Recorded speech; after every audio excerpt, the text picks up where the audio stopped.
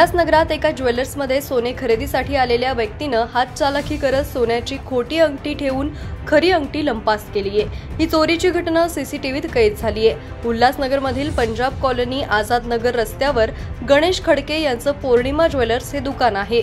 या दुकानात सायंकाळी 7:30 वाजताच्या सुमारास एक माणूस त्याच्या लहान मुलीसोबत खरेदीसाठी आला।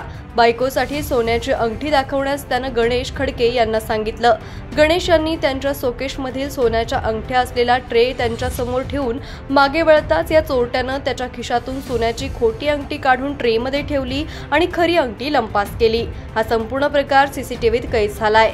या चोरट्यानं लंपास केलेली अंगठी 2.5 ग्रॅमची असून तिची किंमत जवळपास 18,000 रुपये आहे। या प्रकरणी पोलीस ठाण्यात गुन्हा दाखल करण्यात आला असून पोलीस चोरट्याचा शोध घेत आहेत।